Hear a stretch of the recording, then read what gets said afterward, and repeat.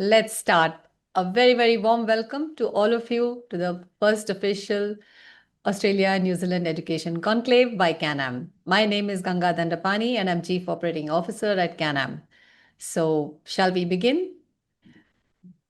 So, a short introduction to who's Canam.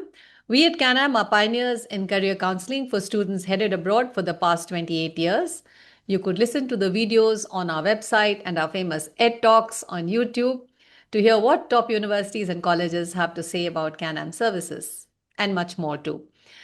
Canam is one of the largest overseas education consulting companies with a network of offices in over 30 locations across India. Our career counselors are highly experienced with decades of experience in recruitment processes, programs, admissions, and most importantly, documentation compliance. So, we connect with over 2.5 lakh students and professionals each year to apply to university and college admissions around the world. And our free services include visa guidance, admission services, getting application fee waivers where possible, career counseling, interview preparation where it's needed, providing scholarship options wherever possible, and live interaction with delegates through webinars, visits, etc. So 97.2% of tens of thousands of students applying through Canam get accepted into their choice of programs in our partner universities and colleges around the world every intake. And we would like you to be one of our success stories. So how do we get it right at Canam? We have very high quality personalized counseling that's happening. We have AI-driven smart search technology for custom match of profile, eligibility, and field of interest that supports the counselors. Direct communication with universities and colleges, and we have perfected ISO accredited application processing systems for over 28 years. So for our latest updates, videos, and webinars, do visit us at www.canamgroup.com and do follow us on all our socials. So the topic for this session is study in Australia and New Zealand, diplomas, degrees, pathways, and scholarships. So our panelists for today, in alphabetical order, Abhin Sharma, panelist number 1. He's from Unitech and a regional manager, South Asia and Middle East. A seasoned international education professional with over a decade of experience across South Asia, Southeast Asia, and the Middle East. At Unitech, he leads strategic student recruitment and partnership development, fostering trusted relationships with institutions, agents, and stakeholders to drive long-term educational outcomes.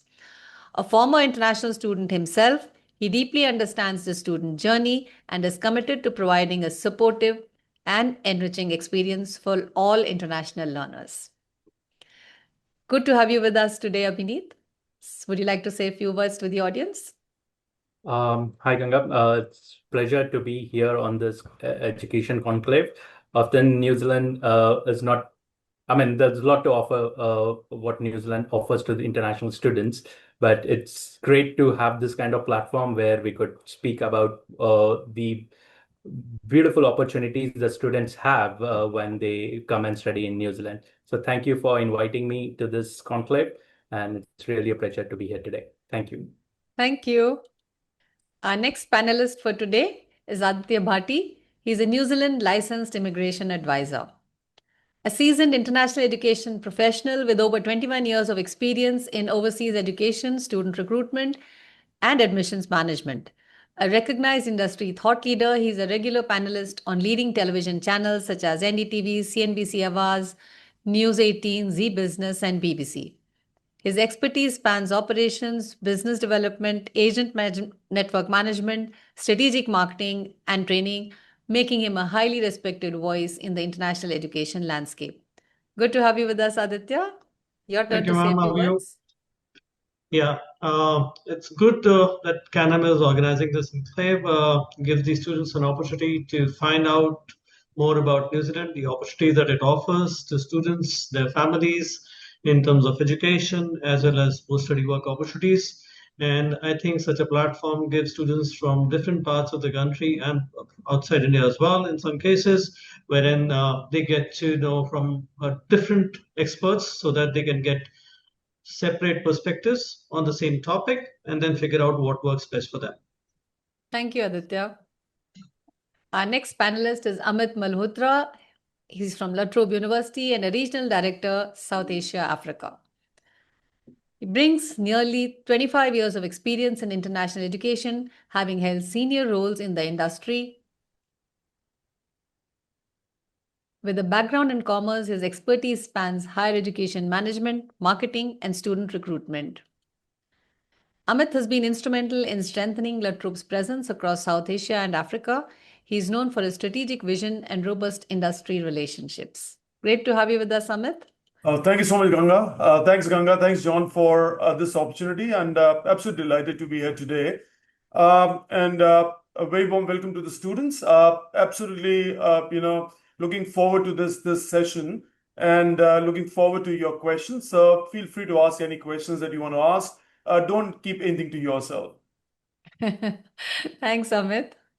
And our next panelist is John Duncan. He's an executive director of university partnerships at Canam. A veteran in international education, John brings over 30 years of leadership experience. He's represented Monash University during its international expansion and also spent 2 decades with Navatas. His reputation is built on deep sector knowledge and a legacy of impactful university partnerships across Australia and New Zealand. Great to have you with us, John. Say something to the audience. Great. Thanks very much, Ganga, and like Amit and everybody, I'm absolutely delighted to be here, and I'm also welcoming all our valued Canam partners here as well. It's great to be on the same forum and the same page here as well. Just quickly also, I've worked with Canam for 28 years, that's total, and I've only as a provider, as you can see there, but I've only recently joined the company, Team Canam, and I'm really there to support the team in India, but as a conduit to all of yourselves as partners here, and enjoying the role very much and looking forward to all the questions today. Thanks, Ganga. Thank you, John. Our next panelist is Chhattishya Bharti. He's a student recruitment manager at AUT. Chhattishya is a seasoned higher education professional with more than 12 years of experience, including 9 years dedicated to recruitment and strategic growth across South Asia. His leadership in regional teams, outreach initiatives, and collaborative partnerships has supported AUT's internationalization goals and market expansion efforts. Super to have you with us, Chhattishya. Your turn to say a few words. Thank you so much, Ganga, and thank you, John. Really excited to be a part of this conversation and hear from my fellow panelists. Now it's really exciting because this is my first panel discussion or webinar from a New Zealand perspective. I spent 8 years with a UK institute, doing partnerships and student recruitment. So really excited that it's happening with Canam and looking forward, to the conversation. Thank you. Thank you, Chhattishya. And our next panelist is Michelle von Kalovitz. She is General Manager Marketing and Sales University Partnerships Australasia at Navatas. Michelle has spent 2 decades shaping the future of international education. At Navatas, she drives sales and marketing strategy with a focus on connecting students to educational opportunities. Her global experience and strategic approach have contributed to growth, innovation, and long-standing university partnerships across Australasia. Great to have you with us, Michelle. Your turn to say a few words. Thank you. I was panicking because I couldn't unmute, but now I know it's controlled deliberately. I'm delighted to be here and to see some familiar faces on this call, John being one of them. I've been at Navatas now for 20 years, and India has been a big part of my history, and I love being connected in with India. We've got a large team on the ground in Delhi that work for Navatas, and yeah, I'm just excited to be here and meet you all and answer any questions you might have. Thank you. Great to have you with us, Michelle. Our next panelist is Nakul Trihan. He's Marketing Manager, India and Nepal from Griffith University. So Nakul began his career in overseas education with Deakin University as an admissions officer in 2017. He went on to promote TOEFL and GRE testing in 2018 and 19 before joining Griffith International. For nearly 6 years, he has been an integral part of the South Asia and Middle East team, contributing significantly to student engagement and market development. Great to have you with us, Nakul. Would you say a few words? Yeah, hi. Thanks, Ganga, and thanks everyone. It's an excellent forum for the students to get the direct inputs from the industry veterans. And since it's looking like I'm the youngest panelist here, so it will be a learning experience for me as well from the other ones. So yeah, looking forward to have some great questions. Thank you, Nakul. Our panelist number 8, Namita Anand. She's Regional Director, South Asia at Western Sydney University. With over 2 decades of experience in international education, currently pursuing her PhD in international education. Wow. She brings deep expertise in managing institutional partnerships, government relations, and regional recruitment strategies. She has played a key role in developing market entry frameworks, leading stakeholder alliances, and driving innovative student outreach initiatives across South Asia. Her strategic insight and leadership have made her a highly respected figure in the international education community. Great to have you with us, Namrata. Thank you, Ganga, and a very warm welcome to our students and our fellow friends from the other partner universities. I have been with Western Sydney since last 10 years. I can feel that each day is a new learning for all of us, and this day is also a learning for each one of you. And I'm sure there'll be an opportunity for you, each one of you, in fact, 300 plus students. That's a very big number. So well done, Canam. And we are really looking forward to meeting and talking to each one of you during this session today. Thank you. Thank you, Namrata. And so our panel discussion starts now. Don't forget to type in your question plus WhatsApp number and the city you're located in to chat admin in the chat box. And if your question is absolutely unique and general, we'll pick it up for you and have one of the panelists answering them. If your query is specific to your case or profile, an expert Canam counselor closest to your location will contact you in the next 2 working days. So thank you, and let's start. Okay, so I'm going to be asking the questions of the panelists. Before that, a quick introduction. Now, Australia has 9 of the world's top 100 universities. 95% of Australian universities are ranked globally, and 6 of the world's top 50 student cities are in Australia as per QS World Rankings 2024. Australia offers a safe and supportive study environment and offers diverse study locations. International students in Australia can work while they study with access to a wide range of options for building networks and gaining valuable industry experience. Postgraduate study in Australia offers diverse work opportunities across various sectors, particularly in high demand areas like technology, healthcare, engineering, and so on. Now, international students can leverage the temporary graduate visa, which is a subclass 485 in the post-study work stream, to gain work experience after graduation with varying durations depending on the degree and the region where you study. A degree from an Australian institution located in a regional area and the regional area that you live in could fetch you an additional 1 or 2 years. Now, that may sound a little complex, but it's pretty straightforward. And you can hear more about it in tomorrow's panel discussion. New Zealand is a popular destination for international students, offering a high-quality education system, globally recognized qualifications, and a very welcoming environment. Its universities consistently rank among the world's best, providing students with diverse research opportunities and a strong foundation for future careers. Additionally, New Zealand offers post-study work visas and a relatively lower cost of living compared to other popular study destinations. That's where they gain a brownie point. So starting off with our Q&A session for our panelists. First question goes to Amit Malhotra from La Trobe. Amit, I have 3 questions for you and you can take your time to answer them. First, Australia's 327 billion care economy is set to be transformed by the nation's first cooperative research center in the sector and the largest in the world, brought together by La Trobe University. Sounds very exciting. You've got to tell us about it. 2, could you explain the differences between your main campus in Melbourne and your downtown managed campus in Sydney? Indian students mostly choose Melbourne. So what's your take on that? And also, what's your advice to students on campus selection? 3, What are the most popular career choices of Indian students upon graduation from an Australian university? How do Australian universities support international students with their career aspirations? Over to you.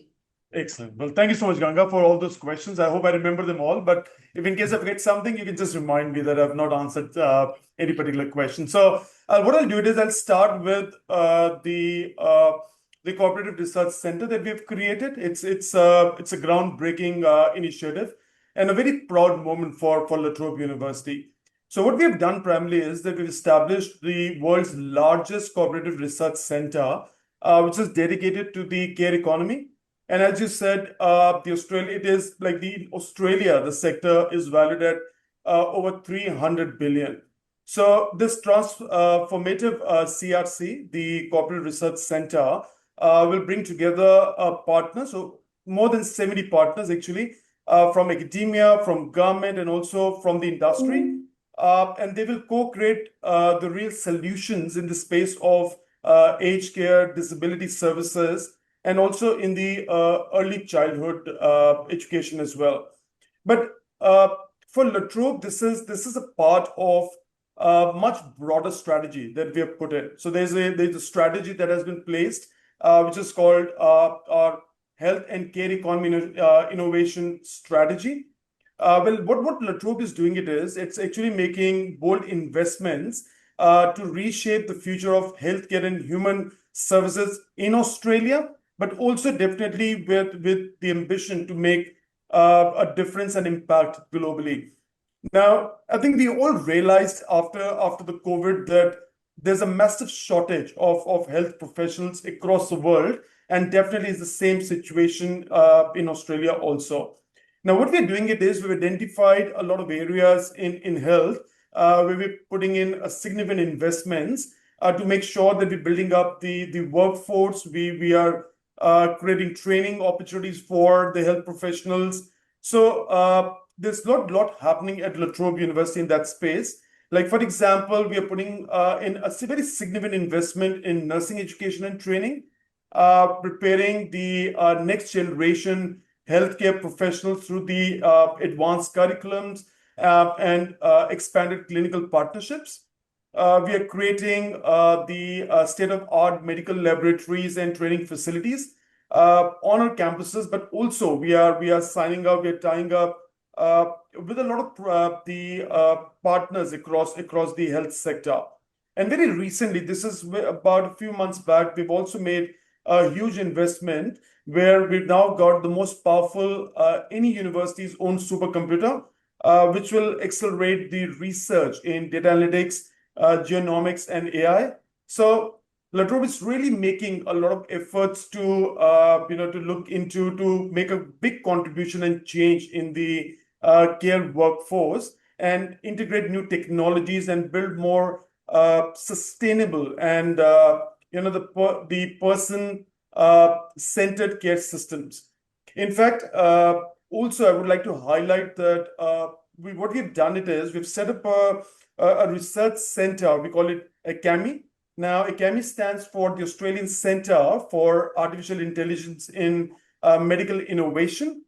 And what we are doing primarily is it's actually a hub which will focus on the integrating AI with the medical research, and it will accelerate the discovery, development, and the delivery of advanced healthcare solutions. So what we are primarily doing the focus is more on the cancer therapy, the cancer vaccines, and also focus definitely on the other diseases also. We will be leveraging the big data, machine learning to enhance trial designs, management, and implementation. And also we want to, like I said before, train the next generation AI-focused medical researchers and professionals to make sure that we are contributing to gap the supply and demand, but also looking at a lot advanced treatments for the patients suffering from diseases like cancer. So there's a lot going on and happening in the healthcare at the moment at La Trobe University.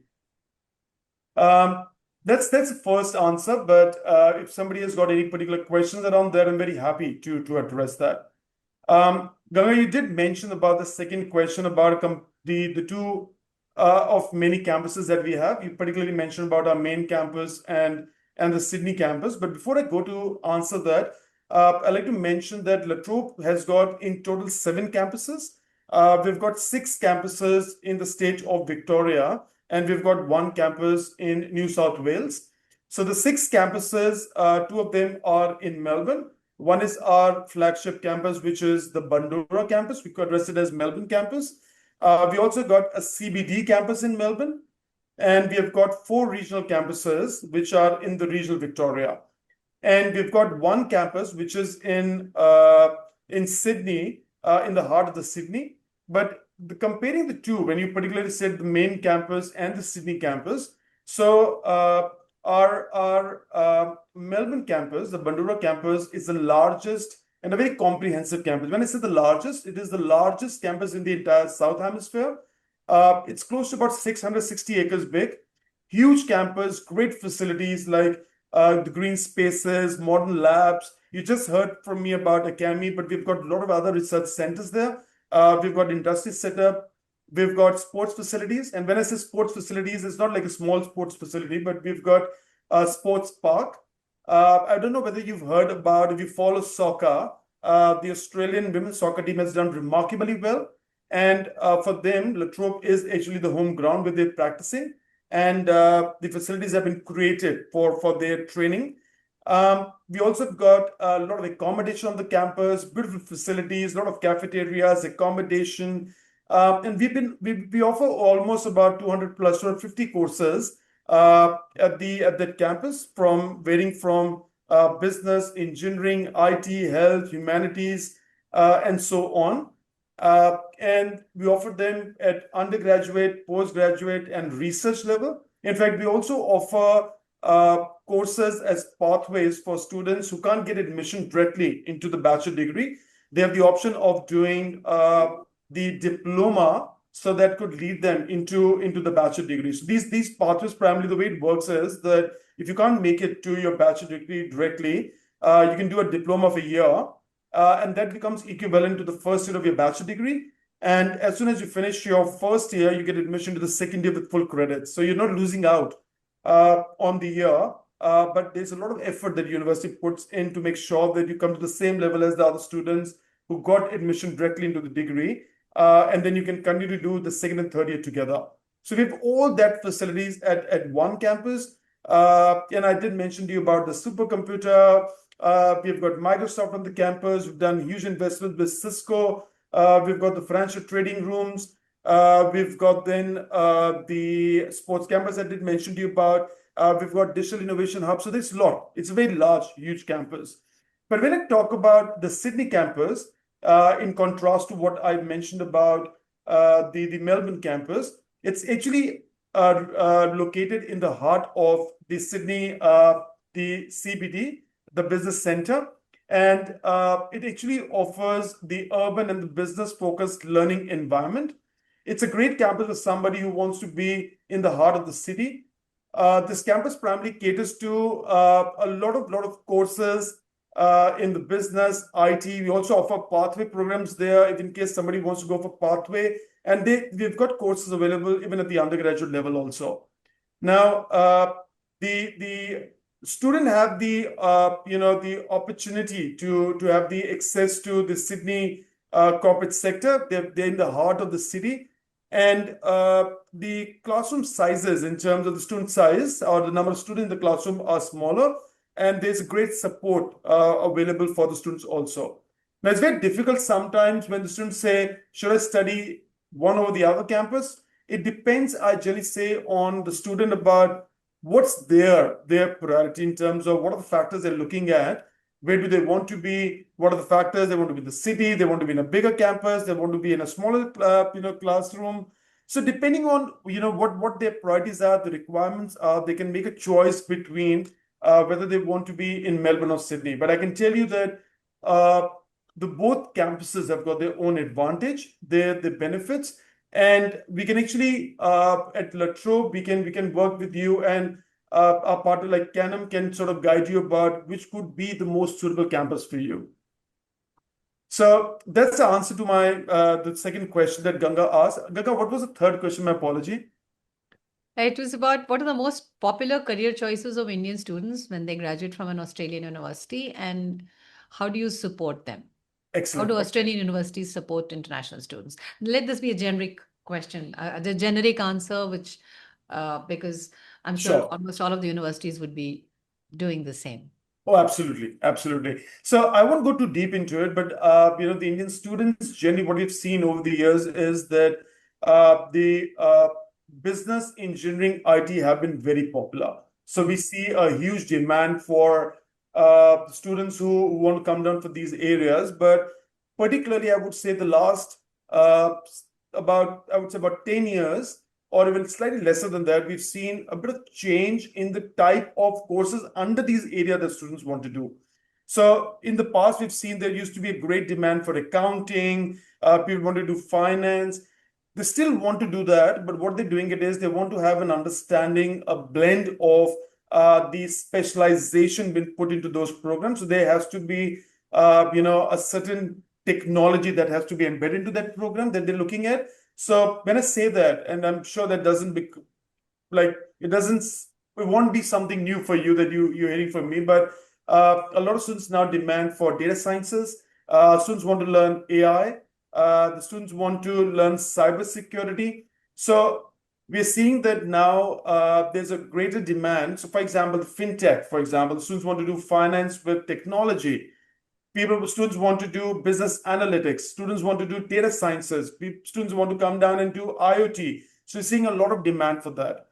Similarly, we still continue to see demand for health courses from India, and a lot of students want to learn technology. So they want to learn, for example, the digital health. So we're seeing the demand increasing for that. So the traditional courses are still in demand, but we are seeing that they're getting complemented by the embedded technologies, which are been included in those areas to make the jobs easier, but also to look at advanced technologies as well. So these are the areas where we see a lot of demand. And what we've done it is that at La Trobe University, and I'm pretty sure all universities do that, we've got the industry who partner with us, and they are on the committees of all our programs. So what we do it is we go down to them to take advice from them on what is exactly needed in today's workforce. What are the type of challenges which exist in the world to which we are looking for a solution? And based on the feedback and they being on the committee, we work with them to make sure that we are bringing in those areas, those subjects into the program so that our students are highly employable and they straight away get into the workforce.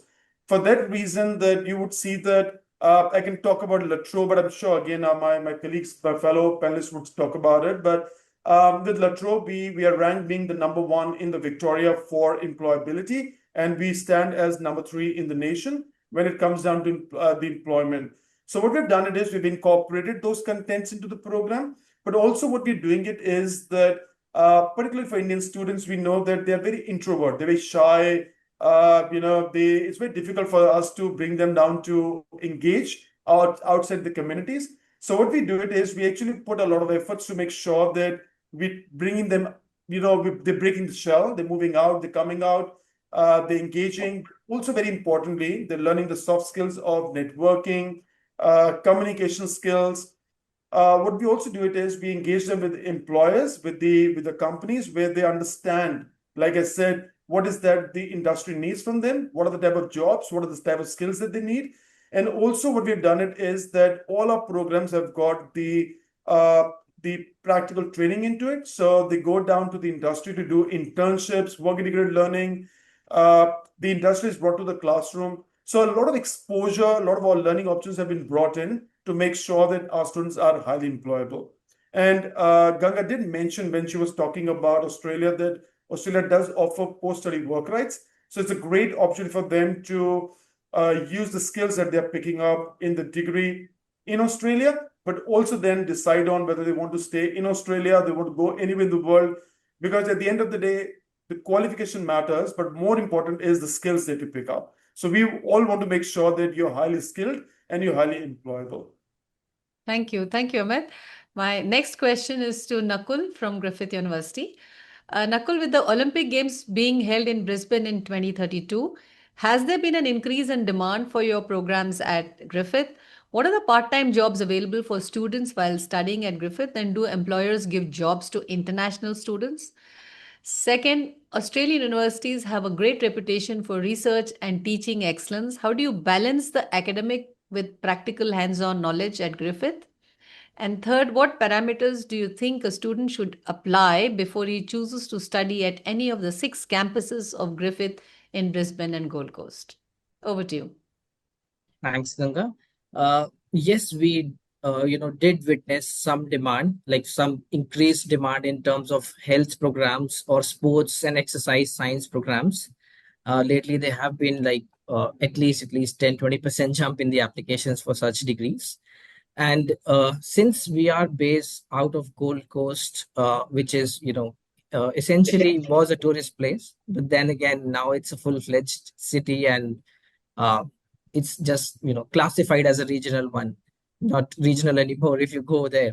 So there are a lot of part-time opportunities. I can vouch for that myself, because every few blocks away you can see a board stating we are hiring and people required. So yeah, in terms of employers, I would say retailers, or the travel companies, tourism sector, hospitality, front desk jobs, casual staff positions in universities.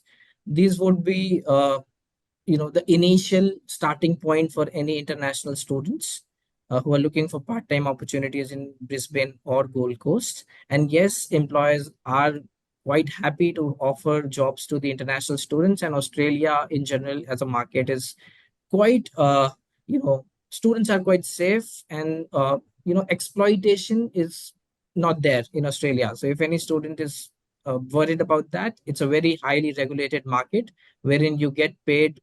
Australia has one of the highest minimum wages in the world.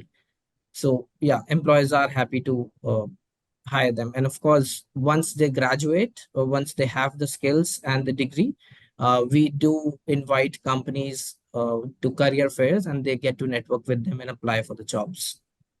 Okay. Yeah. And to come to your second question, that how do we balance the academic and practical hands-on learning? So just to give you a little bit of background about Griffith University's facilities, I'll keep it very brief.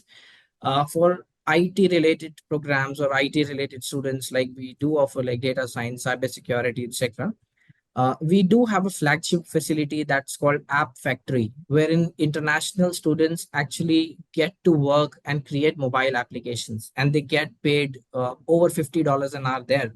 And that hours are counted, towards the part-time work as well. So it's a great opportunity for them to get a job within the campus during their daytime, and be highly employable after they graduate.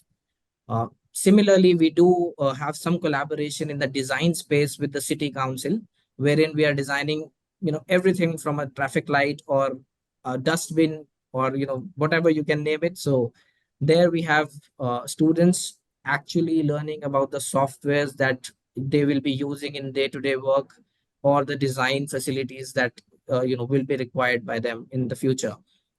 So we make sure, like Amit also mentioned, work integrated learning internships are a big part of Griffith's teaching methods. Of course, we have some of the most awarded teachers in Australia, and yeah, so all in all, we do have industry mentorship program as well.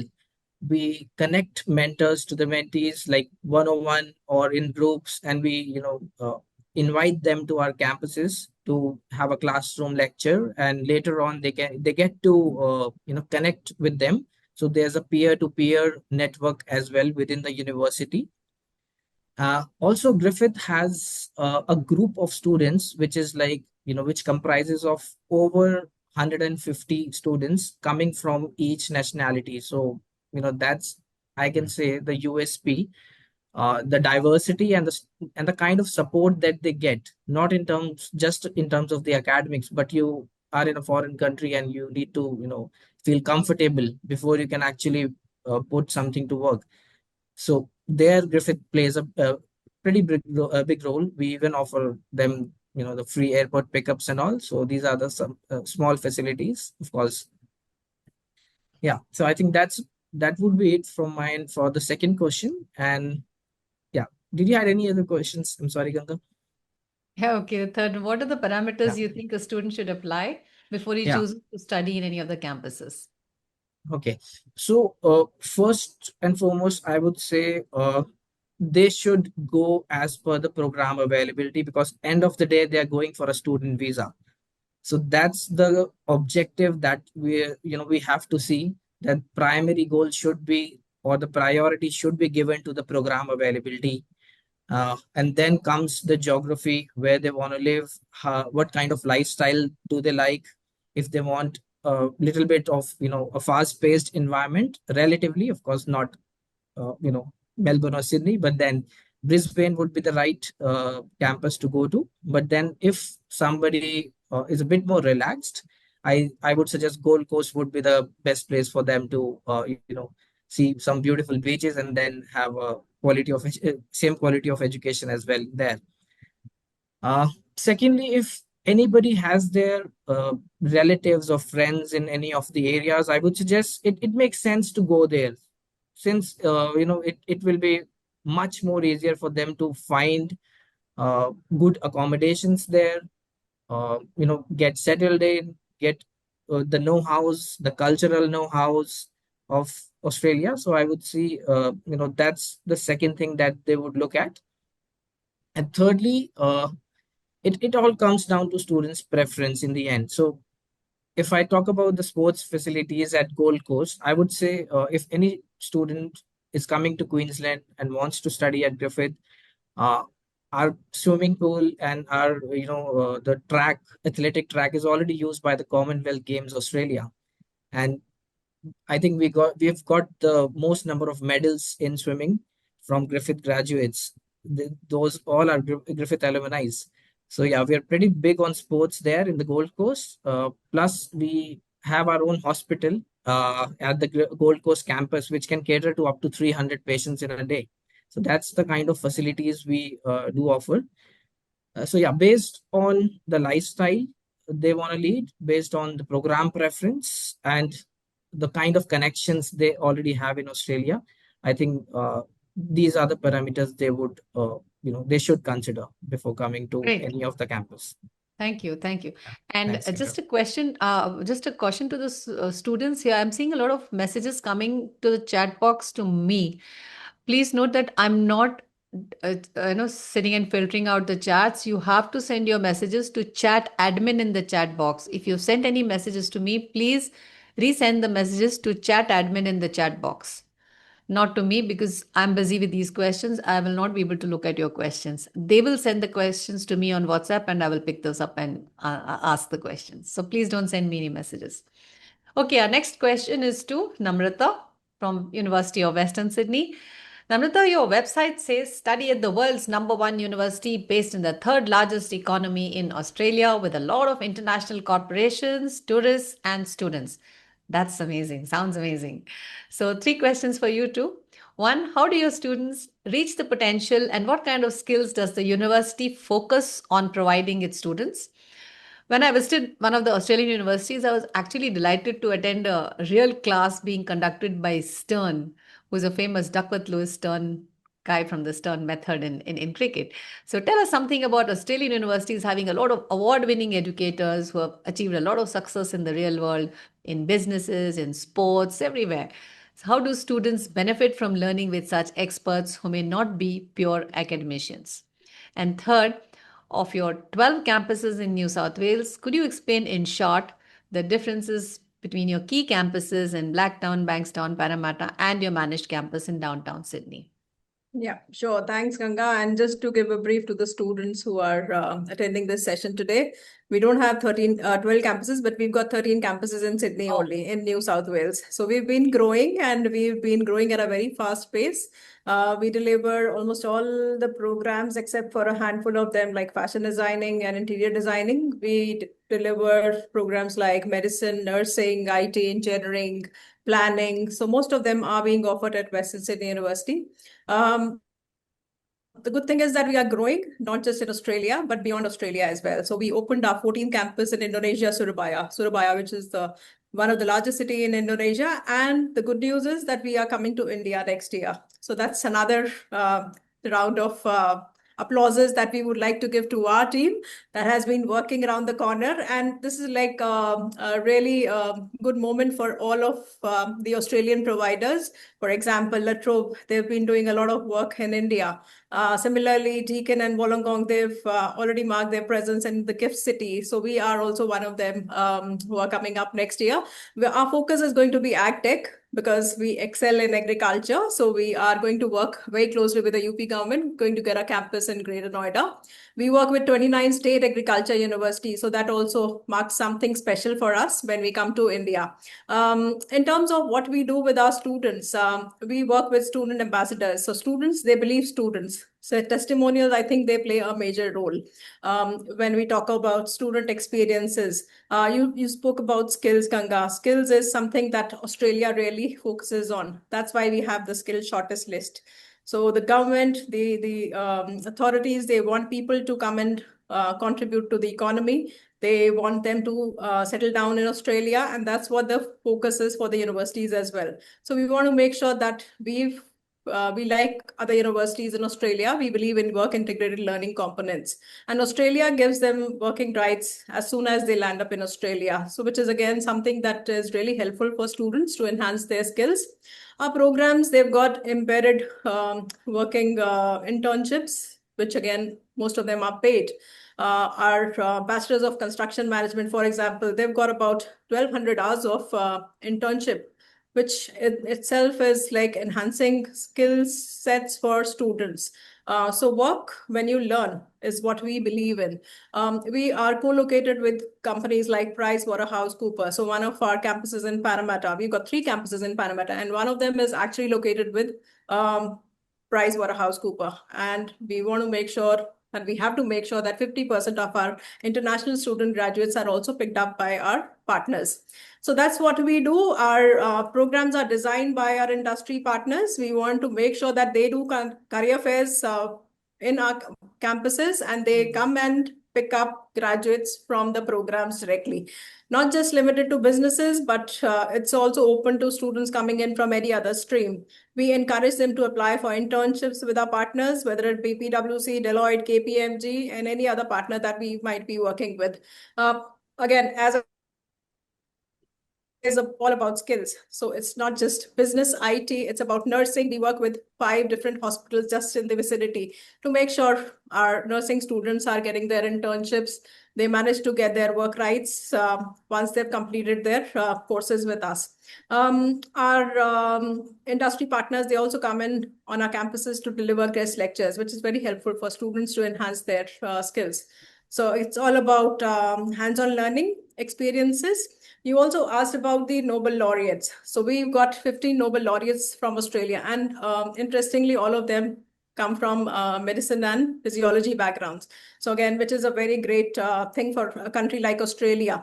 We call Australia as down under, secluded, but doing amazing things. So we've had some great inventions like the Wi-Fi, ultrasound, Google Maps, though it can be confusing, but it still gets you there. So again, something like Google Maps, electronic pacemaker, all have been inventions from Australia. And again, students, whoever is coming to Australia, just think about the lifestyle that Australia gives to you. I think the maximum number of livable cities which offers the best lifestyle in the world are from Australia. So this is something that we are really proud of.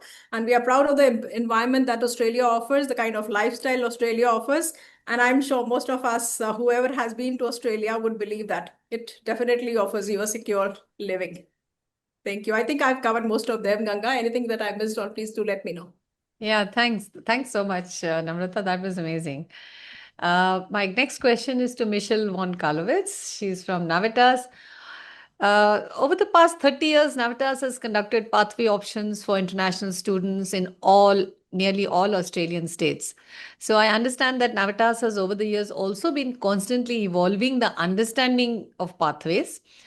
But we find that some parents get uncomfortable about progression to the university and how well they will cope. So I have 3 questions for you. As a pioneer in pathway options, how would you explain what it means to parents and students as to which student is the right fit to choose pathways? An academically weak student, or someone who needs a more nurturant environment, or somebody who's missed a few subjects in their past qualification, or someone who's missed a major intake for direct admissions, or any other that I may have missed? I'd request you to elaborate on that. The second question is, you offer options of universities and programs across Australia. So, what are the differences in studying and living in the urban versus small town or regional areas? Does the education quality or employment options starkly differ between urban and regional areas? I know we'd be discussing this in greater detail tomorrow, but I couldn't resist asking you this because you've got colleges all over. So, third, does Navatas offer scholarships for students in diploma or degree courses? Thank you. And just to say, it's nice to see our partners here on the call as well. So it was great to hear from you, and I've definitely upskilled my knowledge. But in terms of pathways, we, as mentioned, we're a pioneer in pathway programs. A pathway program, it's a course designed to help international and domestic students to meet the academic, English language, and the cultural requirements needed to gain entry into a university degree. So as we partner with universities and we sell the university brand, students don't really choose Navatas, they choose the university, and we enable them to get there if they don't meet direct entry. So at Navatas, pathway programs provide a very supportive bridge between high school or the student's previous study and university, and generally we're delivered on or near the partner university campus. So the very first college of its kind was set up over 30 years ago at ECU in Perth, Western Australia, where I'm located, and on campus. And it was unique at the time in that the students were able to have the full university experience while gaining the benefits of a small college. And these programs then typically lead directly into the second year of a bachelor's degree or the equivalent of a postgraduate master's course. So in terms of who's the right fit for the program, I guess a Navatas, many students, a Navatas pathway program could be more ideal for students who, as mentioned, don't meet the direct academic or English requirements for direct admission into their desired degree. Those students that could be transitioning to a new education system, so e.g. like moving from year 11 or 12 in a non-Western system to an Australian, UK or North American university. Ones that students who might benefit from having the smaller class sizes, which is more personalised with the academic support, and also the additional time to adapt to the academic culture of the destination country. So just a bit more of a supportive environment, and those that would value a gradual transition to a full university study. And we have a strong focus on developing skills in academic writing, critical thinking, etc. I guess the advantage for Navatas is that we are a university partnership model. And as mentioned, being on campus is fantastic for the students, so they can access all of the university facilities from the day dot. So they get, for example, a library card, etc. So they don't feel like they're not part of the university. And there's a guaranteed progression. So once you complete, so our diploma, for example, is equivalent to the first year of the university, students will then progress directly into the second year of their chosen degree. As mentioned, we have that extra supportive learning environment. So most of our campuses will have counsellors there that, especially for international students, if they have different needs, they've got the support there to access. And we are a global network, so we have over 30 university partnerships worldwide. And one of our benefits is that we offer flexibility and more than 2 intakes. Generally, it's a trimester, so 3 intakes.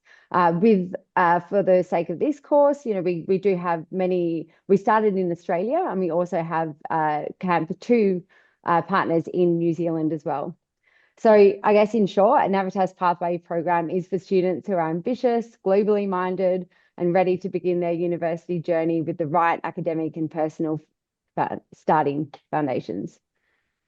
Hey. Okay. Thank you. Thank Second you. question. Yeah, no worries. Should I jump straight into the second one Yes, or? please. Yeah, okay, great. Okay, so I was asked, you asked before about the difference between urban and regional Australia. Australia and New Zealand both offer world-class education, no matter where you study. So first of all, that's important to know. But lifestyle cost and opportunities may vary depending on the location. So I've put together a simple breakdown in my mind, which is, I guess if we're looking at Sydney, Melbourne, and Brisbane, the pros could be larger universities, more course options, more specializations, maybe more part-time jobs available, as generally the population's larger.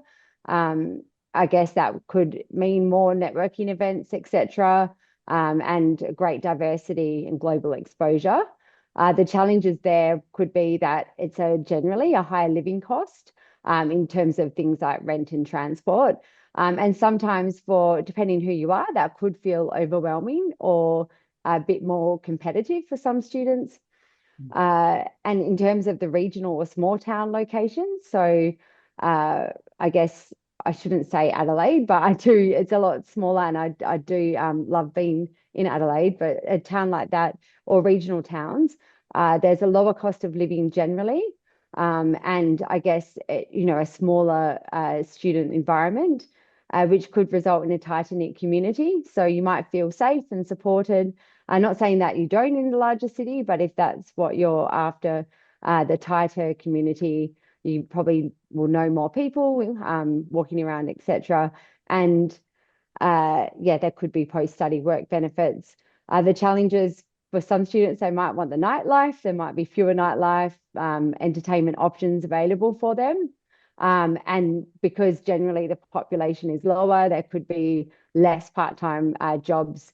But that really is dependent on the town, the city, the field. So it's not by any means limited to say that it's unavailable. So I guess the key points for me, though, are education quality would remain high across the board. It doesn't matter where you are. All Australian and New Zealand institutions are regulated and meet strict national standards. So it's important to note that. And in terms of employment, urban areas may actually have more jobs. It's depending, again, if there's less population, there could be more job options. So yeah, that's my summary for that question. And The I last think the one. third one was scholarships, right? Yeah, absolutely. We're a very varied product offering. So in general, as a generic statement, scholarships are available for diploma and degree pathway students. Navatas and our partner universities do offer a different range of scholarships, and it could be academic merit scholarships, which if your marks are good, even in your pathway studies, we give those out. You can qualify. We also have Navatas family bursaries. So if you have a sibling or parent who's studied with us, you may receive a fee reduction. There could be regional study scholarships if you're choosing regional, and there could be special awards, but it's very varied depending on the different campus, pathway, college and university. Okay. I think that's it. Thank you, Michelle. No My problem. next question is to Aditya. Aditya, New Zealand's higher education system offers a wide range of programs and education providers to choose from in any region across New Zealand. So my first question to you is, what's the difference between public universities, ITPs, and private providers in terms of return on investment for students? We would assume here that employability and building a strong career is the student's objective. So another question most students usually ask is related to post-study work. I've already seen a lot of questions coming into me. And again, students, please do not post the questions to me. Please send the questions to chat admin. So it's all about post-study work. A post-study work visa could allow work for up to 3 years in New Zealand after graduating, depending upon the level of the study qualification and what you study. With a post-study work visa, you are allowed to work for any employer if you've completed a degree level 7 qualification or above. You also must have studied full-time for at least 30 weeks in New Zealand. So the second question is, what exactly are the PSW rules for international students? And there's a third question also, do New Zealand employers really give jobs to international students on their post-study work visa? And you could give some examples from your past experience. Sure. All three very well-researched questions and definitely frequently asked ones as well. Talking about education providers, as you rightly said, there are different kinds of education providers. There are 8 public universities, so no private university system in New Zealand. And then we have the Government Institutes of Technology, also known as Tipu Kingdom. These are basically regional education providers that are in big cities. One of them, Abhi, who is here with us today, represents the largest ITP based out of Auckland, the largest city, but we also have smaller regional cities, and we have ITPs that cater basically to the students and employers of that region. And then we have private training establishments. Now, as far as getting the return on investment is concerned, in my opinion, one size does not fit all. We have different kind of students, and therefore a different kind of provider would probably suit the requirements of a different category of student. So let's assume we have a student who's wealthy, is academically on the above average category, has the experience either in real-term work experience or otherwise in academically they have been able to do independent studies, research, then they're quite well suited to the university education system, and university would give them a good return on investment. But if you're slightly average in terms of financial capacities, you would not able to afford the tuition fees of a university sector. You're looking at applied learning, hands-on learning. You're looking for a small class size. You're looking for support from teachers, and also probably on the academic side, you're in the average, slightly above average grades. Then the ITP structure would suit you quite well, because usually the class sizes are quite small. The learning is very applied, and there's a lot of focus on creating work-ready graduates. And these, like I said, are spread across different cities and regions of the country. So depending on where you want to go, in the ITP sector would make a lot of sense for you. Then we talk about the private training establishments. Private training establishments, by virtue of being private, are of different sizes and different capacities in terms of what they do teach and what they don't teach. There are some excellent private training establishments in New Zealand that focus on niche areas, something like education and teaching, something like hospitality, something like an MBA.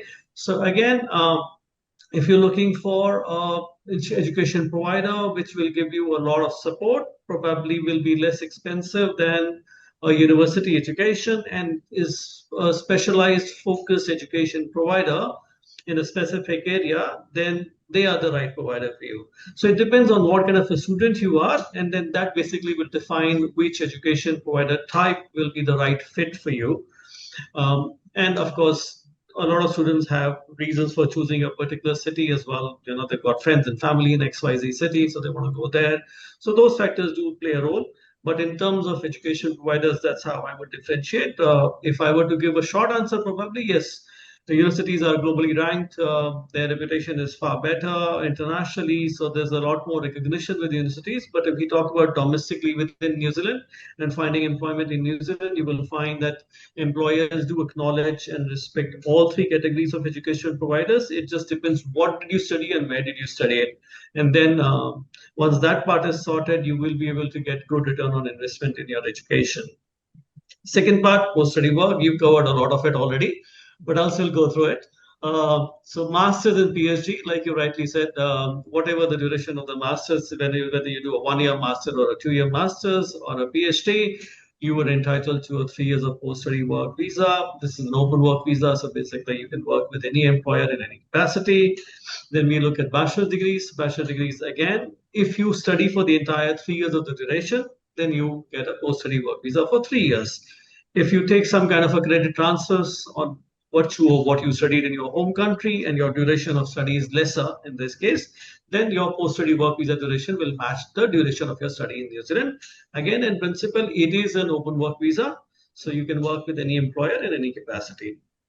Graduate diplomas are an interesting qualification in New Zealand. So they are 1-year qualifications, usually for people who have completed a master's degree and probably could be looking for a change of field or specialize in the same field. Alternatively, they're also available to people who have probably done their class 12 or equivalent and then have been working for about 3 to 4 years at least, a verifiable work experience, and that work experience can be taken as equivalent to graduation. You could come in and do a graduate diploma. So that's one qualification. And then we have other diplomas between levels 4 to 6. Typically, we would say in the Indian terms, 2-year diplomas after doing your class 12. So for these people, a post-study work visa is only available if the qualification is listed on the green list, which is basically an equivalent of skill shorter list in any other country. And then depending on the duration of the program, the work visa varies. So if you're doing, say, for example, a level 6 civil engineering technician diploma, then your post-study work visa would be your 2 years program because that's a 2-year program. But if you're doing a graduate diploma in construction management, then you're looking at a 1-year post-study work visa. So that's typically how the post-study work visa rules go for a qualification perspective. Third thing, do New Zealand employers hire international students? Now, yes, they do. And that's how so many of them have stayed back and been able to find work visa and residency. And I'm sure when my other New Zealand colleagues talk about their own experiences, they'll share theirs. I'll share what I have seen. First of all, it comes down to supply and demand, which means you have to be careful as a student as to which are the areas in which there's a shortage of skilled manpower in the country, and you choose programs and qualifications according to that. That's one. So you're rightly qualified. Second is, are you a culturally fit person? Do you understand the New Zealand work culture? Do you understand how things work in New Zealand? When I, as an employer, I'm interviewing you or I'm doing my selection process, do I see you as fitting into my organization? So as an employer, everybody wants the best fit. So that's the other thing. And I think Amit was talking earlier, Indian students tend to be shy. They tend to stay within their community, and that is a big challenge. So we strongly encourage all Indian international students to network with the local community while they are studying, so they can build up that network, they can understand how the culture works, and that usually helps a lot in being able to do it. Second thing is, take as many volunteer work opportunities, as many internships that you can get your hands on, so that when you graduate, you already have some kind of a work experience as well as network in your area of study. So if you're doing engineering and you're working, say, part-time in a retail shop, that may not be a big deal for your employer. But if you've done some kind of a part-time work in your field of study, that definitely helps. Talking about personal experiences, civil engineering is a good example. We have dozens of civil engineering students who've done qualification in New Zealand, even diploma level qualifications. I think 100% deployment for almost all of them before they graduated. Almost all of them are still in New Zealand. Pretty much all of them have got their permanent residency. Some of them are on their way to becoming citizens. So that's one. Teaching is another one. Nursing is a big one. I haven't come across a nurse yet who's come back to India. They've all been able to find work. They've all been able to settle down. So it comes down to what you're choosing to study. It comes down to whether you're making an extra effort to fit into that society, both personally and professionally. But if you do that, yes, New Zealand employers are looking for people. Another word of caution that I can give to students is that please do consider regional locations. Don't focus on only the big cities. Yes, obviously the big cities have the biggest job opportunities. But at the same time, when you go to regional locations, that's where you get lesser competition for work. There are fewer positions, but fewer competitors for the job as well. So if you're slightly above average in finding an employment, your chances of being able to find employment in a smaller city, probably at least your first job, probably could be quite good compared to a larger city. I have an example of a student who has actually done his master's in UK, returned back to India because couldn't settle there. And then he went into the smaller regional city with a provider that I was earlier associated with. And he went into the local bank branch to get his bank account opened.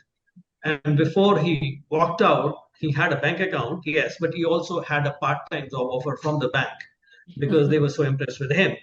and he continued to work with them while he was still studying.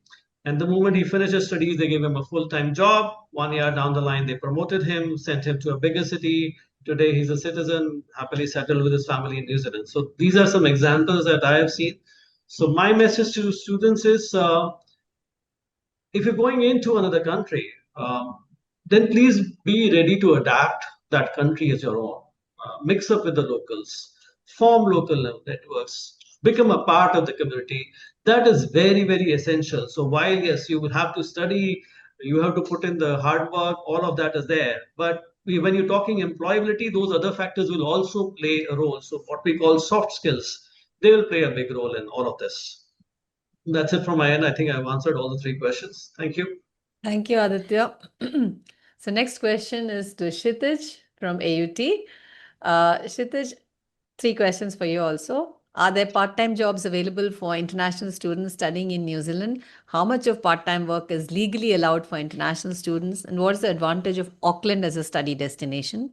2, do New Zealand universities offer scholarships? 3, how do New Zealand universities ensure that their programs are not purely academic, but their curriculum includes practical applications towards industry and employability? Maybe you can tell us how AUT does it. Thank you so much, Ganga. And I think you've asked me 3 favorite questions we get from South Asian students. And I think Aditya perfectly articulated a student's journey and, how they can adapt to different conditions. So, but I'll try to add my perspective to it.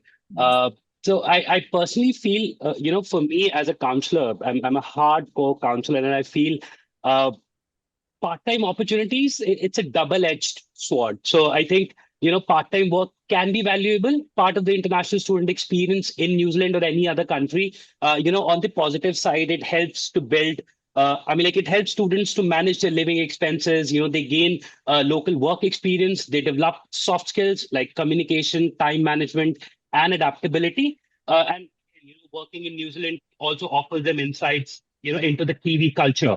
And again, it's a great networking opportunity that could support them with future job prospects. However, there are some downsides which I personally feel, and I always tell this to my students. Balancing study and work can be challenging, especially during your assignments, during your exam times, and many part-time roles, as Aditya perfectly said, are unrelated to your program. So you're working in a Tesco, but you're studying something completely different. So that doesn't help sometimes. And students may face exploitation sometimes. They're underpaid, or again, if they don't know their rights. So it's always very, very crucial for students to stay within their working hour limits. And then, if you're talking about balancing their study and part-time, because if you see, you spend a lot of money to study, not to do part-time in another country. So it's very important that you're focusing on your study part. And yes, New Zealand, again, you get opportunities to work part-time. So you're allowed to work 20 hours per week legally when you're studying, and 40 hours, when you're having your vacations in New Zealand. So yes, you are allowed to, work part-time in the country. Now, you also talked about scholarships. I think Australia and New Zealand, again, they do offer scholarships, but unlike other countries, like, if I talk about the UK, Canada, they're not. So, they're very specific, and, there's a certain pool. And so it's very important that, how strong you are, in your academics, your overall profile matters. So yes, as AUT, we do have, we call it discounts, not scholarships. So we do have a limited number of student discounts available with us. And again, academic profile becomes very important for us. And again, it's not unlimited, unlike few other countries.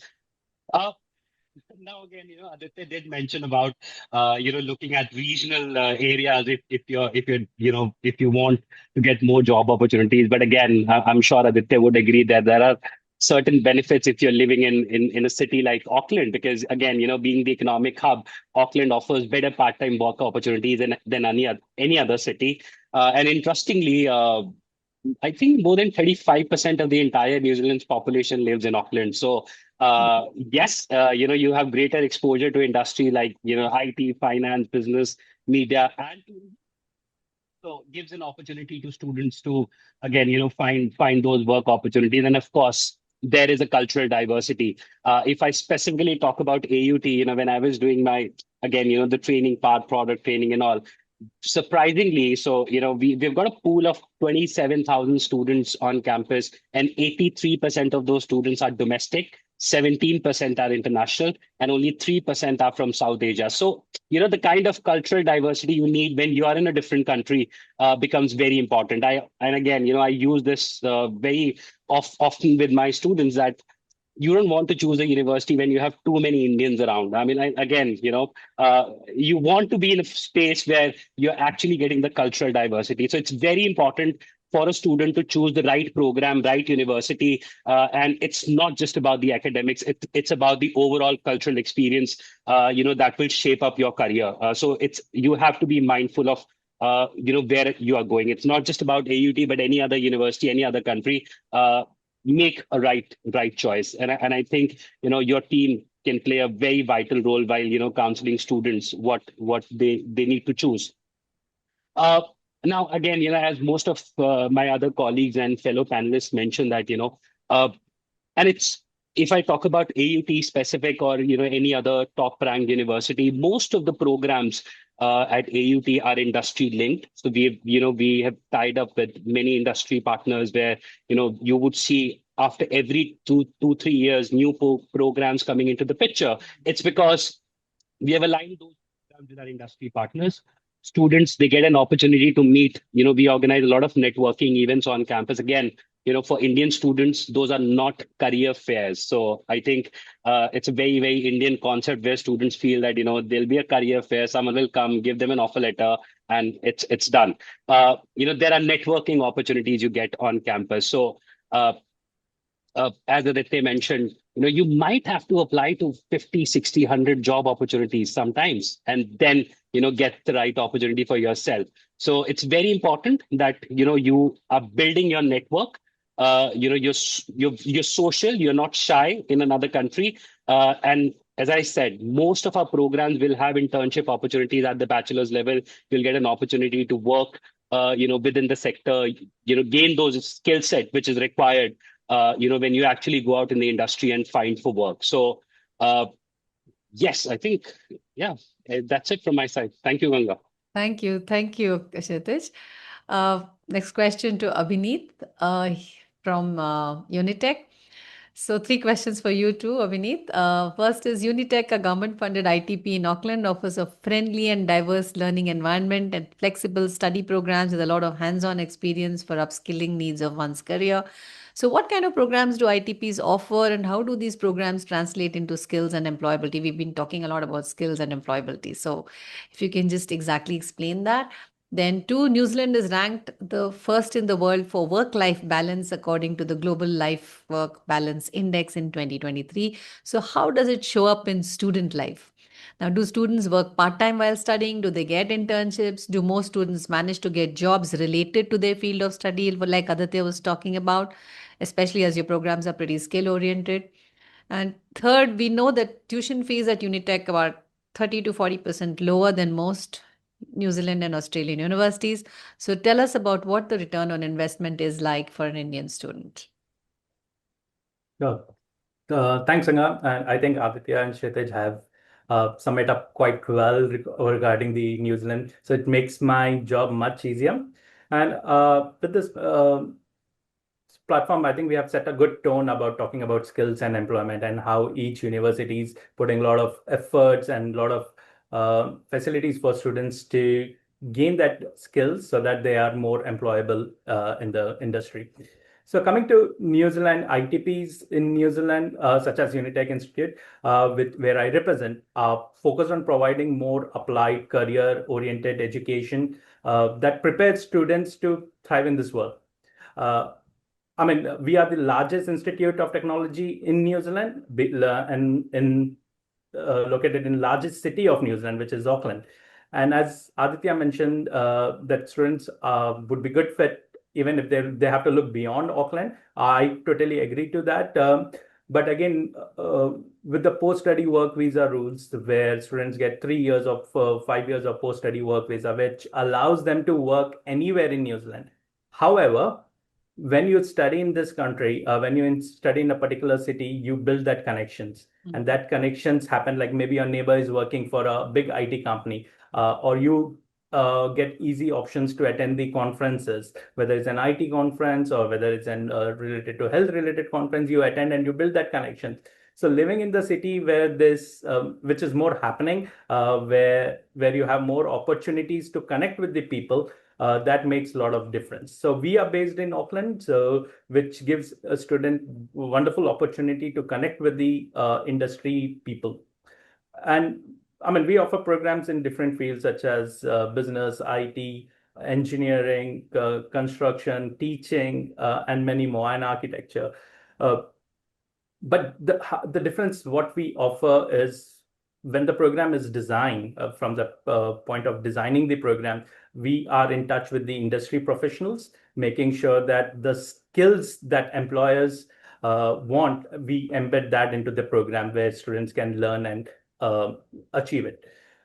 I mean, whether it's studying business, engineering, or IT, or maybe creative industries, students engage in more hands-on learning, internships, work-based projects, which are part of their curriculum. So that helps students gaining more practical knowledge.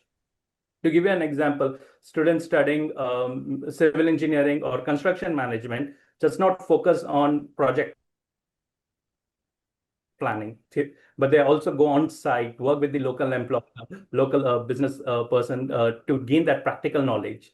So that's how we make sure that students have practical knowledge, that have industry contacts, and so much confidence that they can step straight into the job. This is the kind of a strength that our institution have, blending the academic with real world applications. So our graduates are more job ready, more adaptable to the situations, and often preferred by the employers because most of the employers in New Zealand value practical experiences. So students are job ready and they have that kind of experience. And in this industry, which is constantly evolving, institutions like Unitech make sure that students are having that skills and the mindset to succeed from the day one of their job. So coming to your second question, I believe it was regarding the work-life balance, right? New Zealand is known for having best work-life balance in the world. I mean, a lot of people consider when they think about New Zealand, a wonderful honeymoon destination, jaw-dropping sceneries. I completely agree to that, but it also have wonderful career opportunities for students as well. So it's just not the beauty, it's not the skiing activities. It also have a wonderful IT industry, wonderful health industry. And the population of New Zealand is mostly into the aging population, and whereas India population is the highest youth population in the world. So there's no brainer that both countries can contribute a lot, where students can come in and find good employment opportunities. And just adding to what Kshitij and Aditya said, work-life balance, I think New Zealand is also known for having kind of a laid-back culture. So the people are like, it's 5 o'clock, why are you still waiting here? So in my experience, I have experienced a lot. Most of my managers were like, okay, you have to go home, your family is waiting. Whereas it's quite different in South Asia markets, like you cannot just leave before finishing the work. So I think the work-life balance is quite different in New Zealand, especially as an international student, students are allowed to work 20 hours per week during the study periods, and they can work full-time during the vacations. So many students take up part-time jobs, which is great for gaining local work experience. But the only problem is like the students come into their comfort zone when they graduate, and they just want to continue working for a supermarket. They just want to do that. So I think this is where the institutions, the universities plays a vital role, making sure that, okay, that was your student life. This is now your graduation life. After graduation, you have to look at something which is more relevant, provide them that kind of support For example, IT students, we organize a hackathon where a lot of students from other universities also participate and take a part in the competition and gain wonderful networking opportunities. So this kind of activities, which I think the students have to gain from the institutions, and institutions plays a vital role in it. And also, like example for our Bachelor of Teaching program, Early Childhood Education, where students can work part-time, which is part of the program. Minimum 12 hours of working experience is required. So the students can earn while they earn and also gain a lot of practical knowledge. So by the time they graduate, they know how things work. So they can easily get the registration and they can become a registered ECE teachers in New Zealand. So the kind of learning where students are gaining real experience while studying helps a lot when it comes to finding a job. So because employers value graduates who are already familiar with the work experience. So yes, students in New Zealand do work while they study, and many get practical experience during the programs. So I think the last question was regarding part-time job opportunity, the post-study work visas. It's about the 30 to 40% fees is lower Yes. at Unitech. So what's the Yeah, ROI? so we are the largest institute of technology and wonderful facilities. What we are really good at is handholding of the students. So we understand the students, especially the young students coming for studying a bachelor degree program, maybe flying for the first time to New Zealand or taking an international flight in their life. They have that kind of culture shock. So what we do is we provide a lot of support to these students, making sure that they understand how things work in New Zealand, and providing a lot of support to them. And also the fee is quite affordable. So that is not a huge burden on students, not making them work part-time for many hours than prescribed ones, or lose their focus from getting what they wanted to, what their dream initially for. So the fees are quite affordable and makes students easy accessible to world-class education. And then we also offer study grants, which are also available for South Asian students for different programs. So I think this is what I want to end up with. But if there are any further questions, I'm happy to answer. Thank you. Thank you. So my next question is to John, who's the Executive Director at Canam for University Partnerships. John, in your decades of experience in international education, what are the reasons Indian students choose Australia and New Zealand for their future studies compared to other global destinations? And how should students prioritize their program options and choose their education provider to be really successful?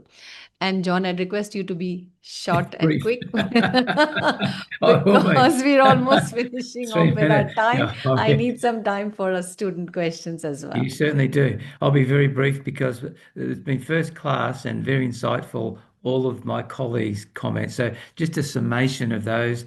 It's all about when I first went to India 30 years ago, counselling students. My opinion has not changed now, 30 years later, for Australia and New Zealand. They come here not just for a university, not just for the particular city. It's about lifestyle, culture, cultural diversity, feeling safe. Beautiful. Look behind you. You can see Uluru, you can see Wellington, Auckland, all of those places. They've got that opportunity to visit. It's also about the universities. They're highly branded universities. There's 50 universities in Australia and New Zealand. They're all in the top 3% world ranking as well. It's about the regulatory systems. New Zealand and Australia, they're highly regulated so that you're not going into shonky institutions with those sorts of practices. They are world class, they are first class in every way. So it's really all about a whole lot of things, not just particular, and I won't go into the courses because from the 50 universities, you look at those courses and they've all been well credentialed here by our colleagues. So there's a whole lot of reasons, Ganga, but it's just, they're very welcoming, friendly, both countries, Australia and New Zealand, always have been to students coming from India. The second part, very briefly, it's about students choosing the right fit, what interests them, not just saying, I think, and Namita said before, it's not all about business and IT. Yes, they're popular. Think about other courses that you want to do. nursing, health sciences, cybersecurity these days, AI. So there's a plethora of different courses, not just those that people say, I think you should do this, but courses of your own choice and that you're interested in, that you'll enjoy as well. So there you Okay, go, thank you. Ganga. Thank you, John. Thank you. Now, here are the questions from the audience. The first one is the Australian visa application fee was increased from $1,600 to $2,000. Isn't it an increased burden on international students and pushing us away from applying? Any of you are most welcome to take this question.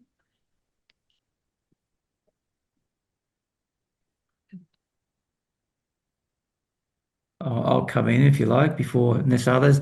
It is a burden.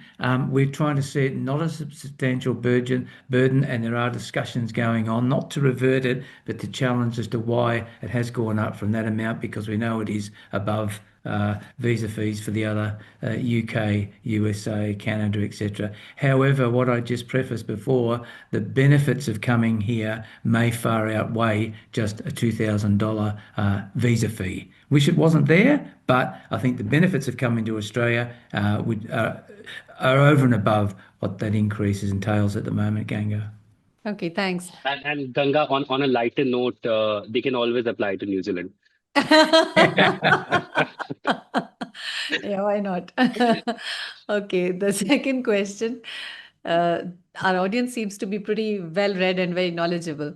The Australian government put a cap on universities for international students. We now hear about new overseas student commencement allocations are not being used by some universities. So, will they be reallocated to other universities who'd like to host international students?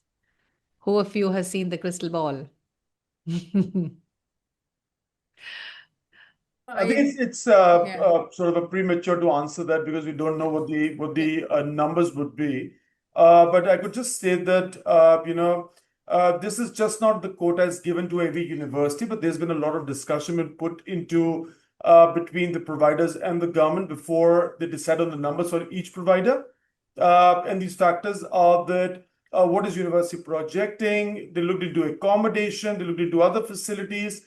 So it's a very well-informed decision. It's just not been enforced. It's something which has been planned very well between the government and the education providers.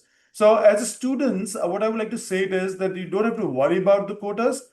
The key message is that Australia is still welcoming the students. They're looking for international students. International students bring a lot of value to Australia. So it's never one way. It's not only the students are learning, but Australia always value the so much that these international students bring to the country, to the universities as education providers, also to the other communities because they learn from each other. And if you look at it, this year also what has been a great year, though even though we talk about quotas, but if you really look into Australian visa statistics, the visa grant rates look so good, a lot better than before. So I think overall, this quota system, this process has been really successful for genuine students who want to come down to Australia and study. Yeah. Thanks, Amit. Here's another question. A student says, post-pandemic, I have seen a huge surge among my friends opting for healthcare programs like in nursing, midwifery, health sciences, psychology, etc. What is your advice to students who are jumping onto the health skills bandwagon? Is it really everyone's cup of tea? Maybe I can answer and say that, see, at the end of the day, what is very important for any student before they decide on what they want to do it is where does the passion lie? So if they are passionate about contributing to the health sector, they want to work for a health sector, absolutely, there's a huge demand. I did mention about that while you asked me about the the cooperative research, the research that we're doing in the space of the health. And also you asked me about what is La Trobe doing about it, how we're using AI. So definitely what we've noticed over the last few years is that there's an increasing demand for the health professionals. And this demand is really large. So the gap is becoming bigger between the demand and supply. So if you want to be a part of it, absolutely, you're more than welcome. And you've got a lot of options available in Australia to do different type of courses. Okay, the next question. Now, this is something I think we definitely need an answer for. If I change my program of study on after reaching Australia, will it have an impact on my post-study work later? I think it's not about changing the course if they are at the same university. It's about justifying why they are doing the course as well. Post-study work visa severely gets impacted when they leave a provider. And currently, I think capping is not a big issue for us.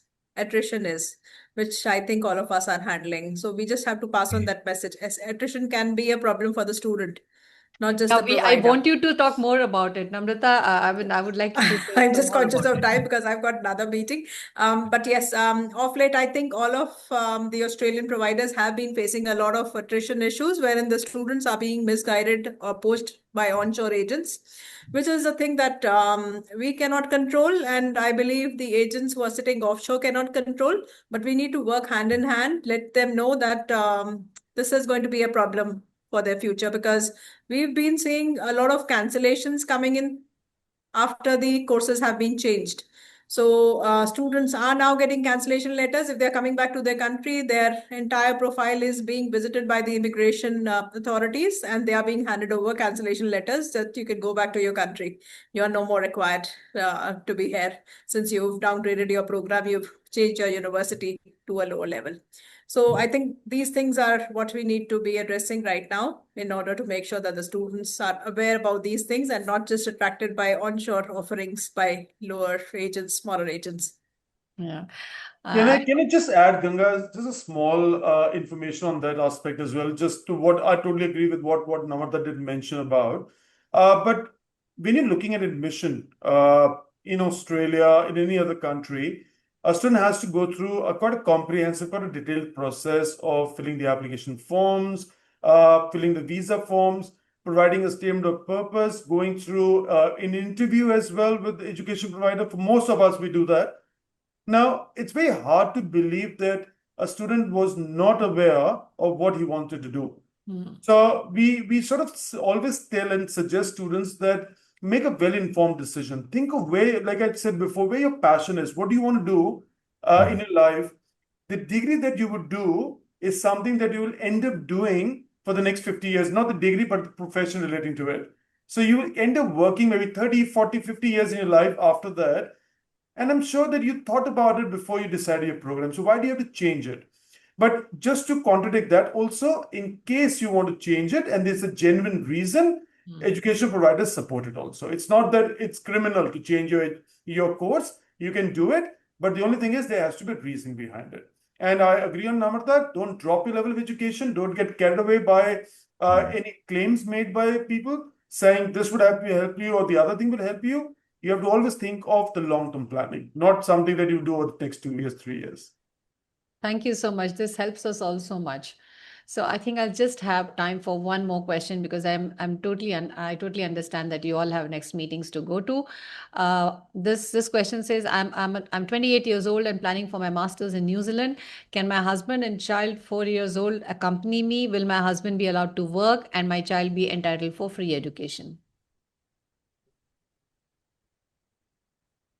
I think Is that Aditya mine? would be a good fit to answer this Is that question. mine? Yeah, go ahead, Aditya, all yours. I think only Aditya is allowed to talk about Allowed to Yes. talk about that. talk about that. So we're lucky to have Aditya with us here today. Yeah. So I thought, let me ask this question. Okay, so in principle, for the student's query, if the student is going for a master's degree, yes, their spouse would be entitled to a work visa, and their school-going child will be considered a domestic student and can study accordingly.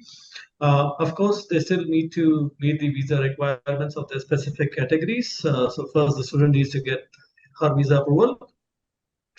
And based on that, the spouse's visa gets approved, and based on that, the child's visa gets approved. But in principle, yes, it is a doable process. Okay, one small question added to that. Is there a demand for electrical engineers, Aditya, for New Zealand? Yes, there is. If you look at the green list, that's going to actually give you more detailed information. But yes, there is.